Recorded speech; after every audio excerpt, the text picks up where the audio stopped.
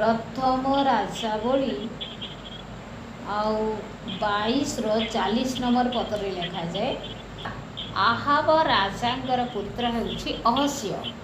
आउ अहस्य प्रति गोटे दुर्घटना घटिला कौन ताहा आपणा उपरिस्थ कोठरीर झरका दे पड़ी पीड़ित हेले। अहस्य हठात झरका बाटे पड़गले आउ से पीड़ित हेले।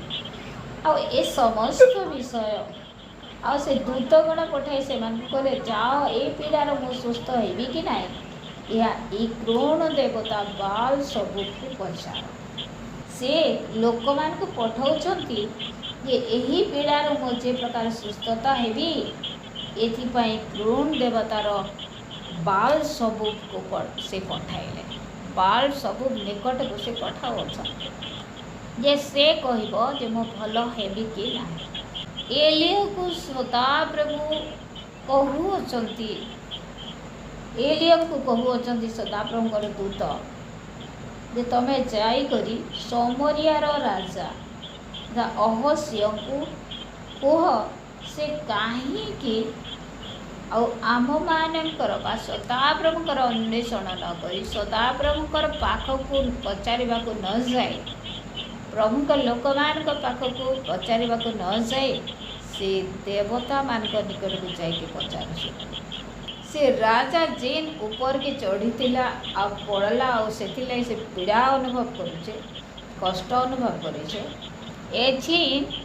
से शज्या ऊपर के जीवा खट ऊपर के जीवा से जेन खट ऊपर के जीवा से खट ऊपर और तल के नहीं उतरन तार मृत्यु क्यों मान हाथ में आउ से प्रश्न पचारि कहवा पठाई देवता निकट को आउ से माने फेरी आसी अछंती आउ तांको कहू आउ सेते बेले अहस्य पचारू अछंती एथिरे से माने तांको कहिले जणे लोक आम मान को साक्षात करबा को आसी कहिला जेउ राजा तो मान को पठाई अछि ताहा निकट को फेरी जाए तांको सदा प्रभु एक कथा कहते इस्राएल मध्य परमेश्वर नाहंती बोली कि तुम एक क्रोण देवता बाल सब निकट को पचारि पठाउछ एटा सब से कहले बोली जेते बेले कहूअछंती से समय से की प्रकार दिशुथिले से कौन पिंधुथिले आउ से की प्रकार कथबार्ता ले तांकर विषय अधिक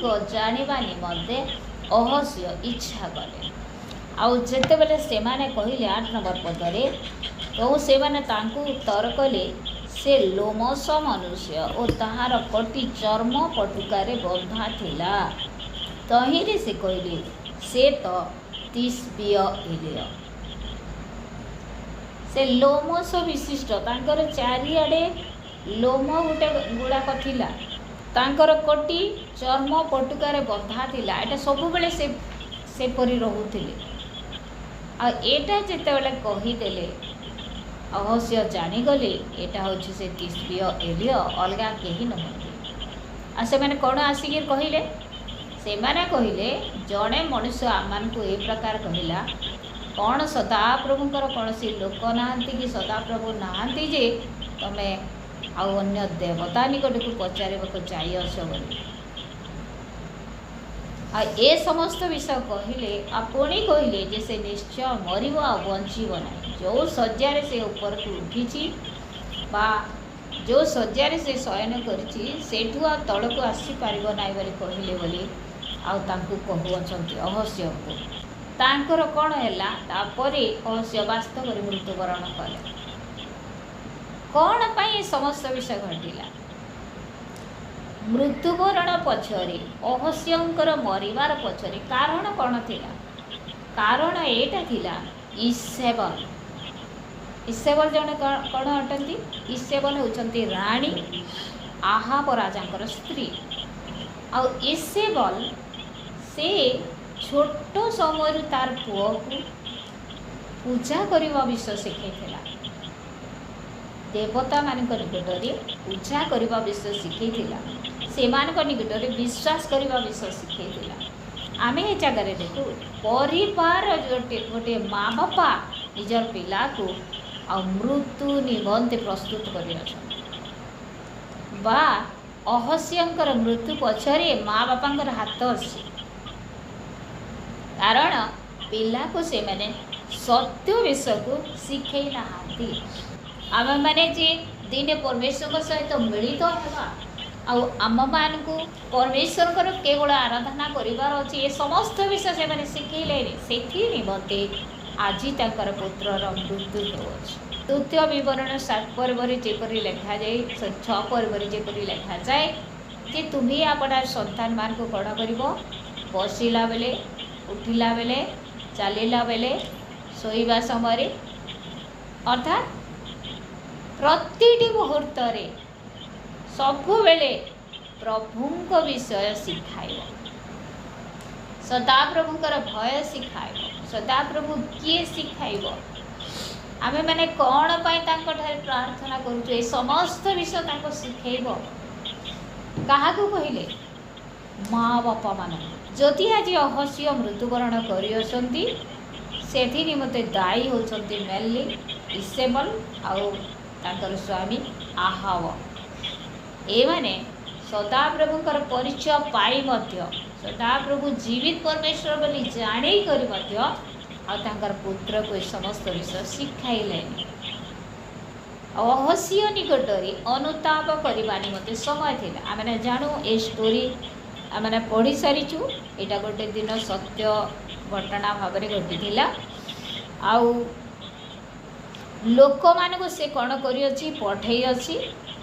ଆଉ ସେତେବେଳେ ପର୍ବତ ଉପରକୁ ଯାଇକି ଏଲିୟ ଅଛନ୍ତି ଆଉ 50 ଲୋକକୁ ପଠେଇଲା, ସେ ମଣିଷକୁ ଧରି ଆଣିବ। ସେ ତିସ୍ବିୟ ଏଲିୟ ଅଟେ ଆଉ ତାଙ୍କୁ ନେଇକି ଆଣ।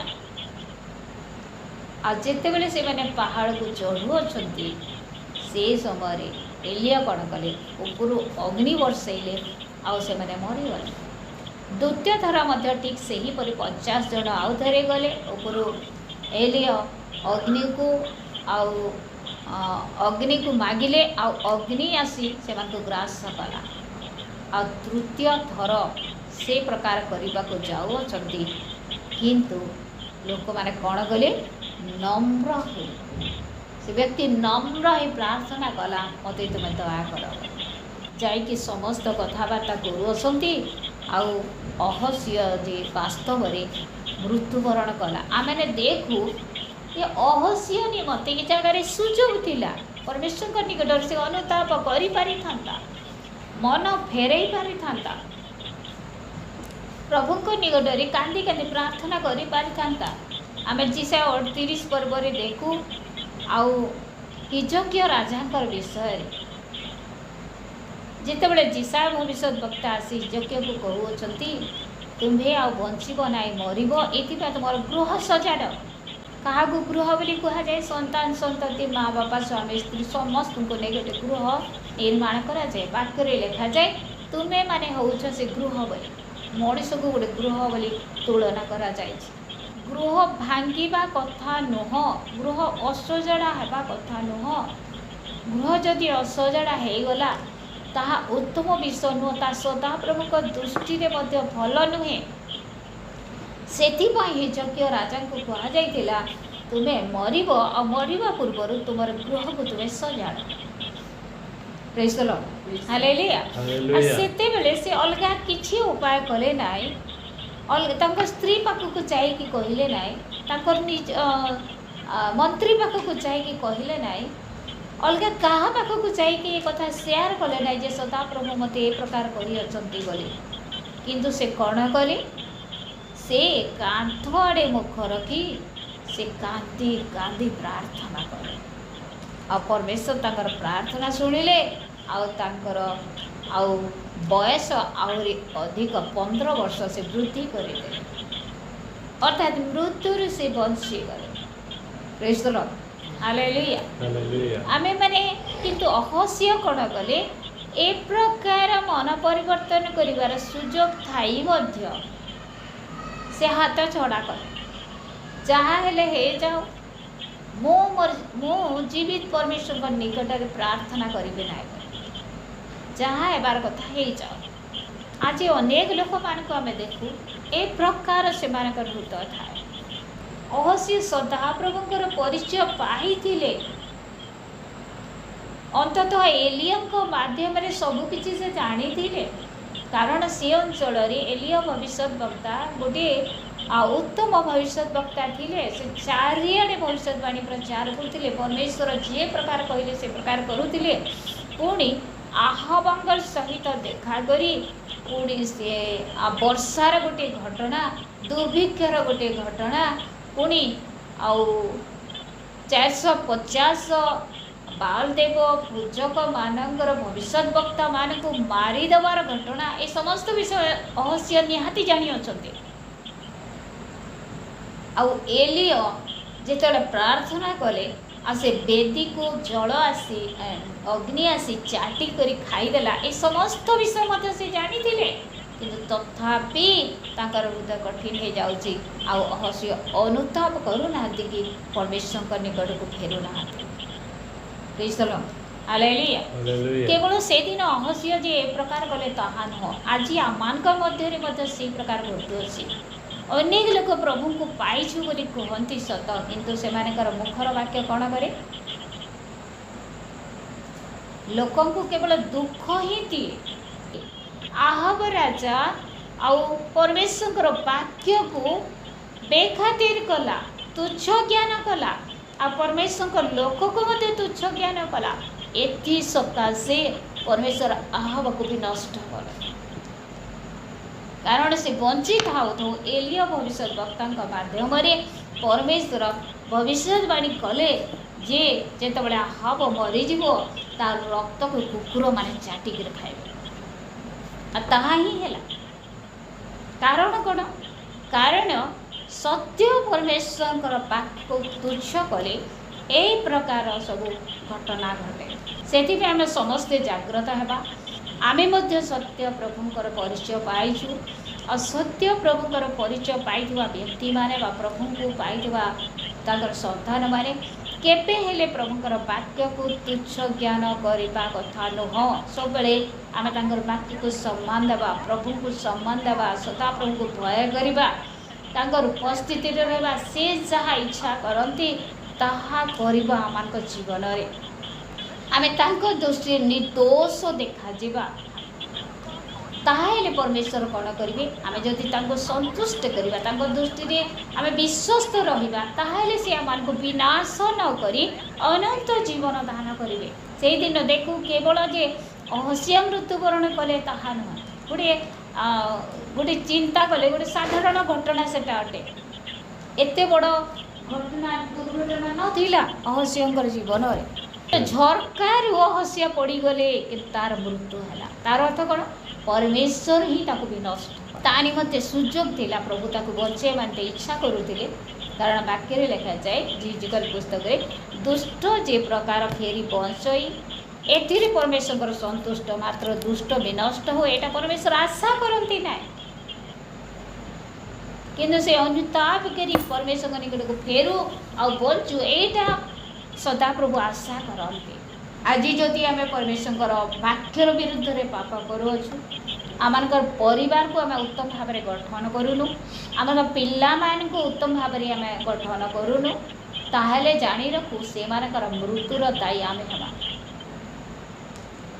ताहले जानी रखू बहुत शीघ्र आम विनाश होगा जाऊँगी से आम समस्ते जाग्रत होगा सतर्क होगा जदि आम जीवन में कौन भूल होती पाप होती आम प्रभु निकट में क्षमा मागू कांदू अली करूँ आ कहू प्रभु मोर ये समस्त भूल गला मत क्षमा दियो आ मत तुम रक्षा कर पुणी मोर संतान मान को रक्षा कर आम समस्ते सत चेष्टा करवा जे आम पुओ झील मान को आम प्रभुंर वाक्य दे आम से शिक्षा देवा प्रतिदिन प्रतिदिन यहाँ माँ बापा ड्यूटी अटे विशेषकर माँ मान ड्यूटी निजर पिला मानू प्रभुंर वाक्य को शिखे प्रभुंर वाक्य अनुसार गठन करेंगे चलला बेले बुलला बेले शोवा समय प्रति मुहूर्त संतान मान प्रभुंर विषय शिक्षा देवे जेपरिक से माने अन्य मनस्क न होते जहाँ मिथ्या अटे मिथ्या प्रति आकर्षित न होते आउ माने कौन हे से मृत्युवरण न करी अनंत जीवन पाइबे एथि आम संतान मान कौन करवा आम उत्तम भाव से गठन करवा। हफनीस आर पिनहस युद्ध क्षेत्र को जाइए मृत्युवरण कले। से कहार संतान थे? एली चाचंकर पुत्र थे। से बाध्यता सकाशे परमेश्वर कण कले मृत्युदंड देले। किंतु एली चाचक पाखरे जड़े शिक्षा ग्रहण करुबार सामुएल से कौन है से परमेश्वर तांको उन्नत कर। कारण कौन? से परमेश्वर विश्वस्त थिला, परमेश्वर दासंकर विश्वस्त थिला, परमेश्वर वाक्य को से सम्मान दउतला आ सदा प्रभु को सहाय कर। Praise the Lord, hallelujah.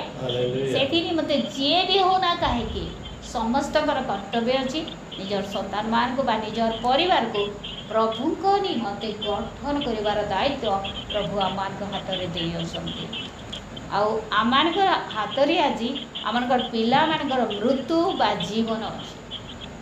आम से सदा प्रभुकर भय जदि शिखे प्रभुकर वाक्य अनुसार गठन करवा ताहले से अनंत जीवन भोग करेंगे।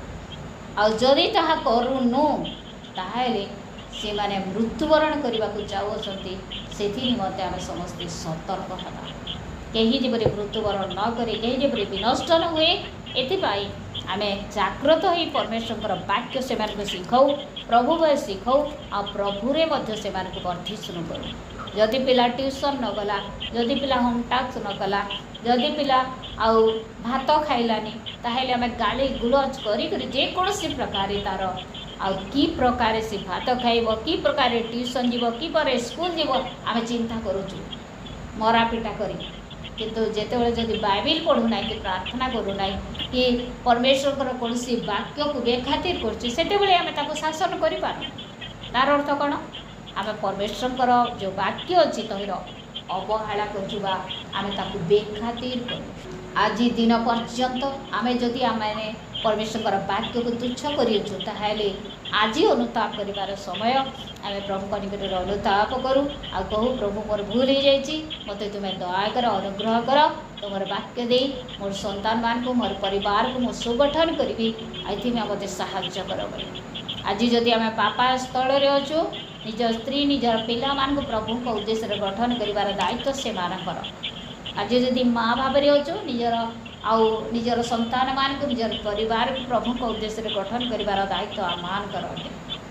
से निमते जी जो स्टेज रे अच्छु प्रत्येक तहिर मूल्य बुझी तहिर स्टेज जानी आम प्रभु शक्ति प्राप्त हो आशीर्वाद को आणु मात्र मृत्यु को आम परिवार को न आणु। प्रभु वाक्य भी आम समस्त आशीर्वाद करूँ।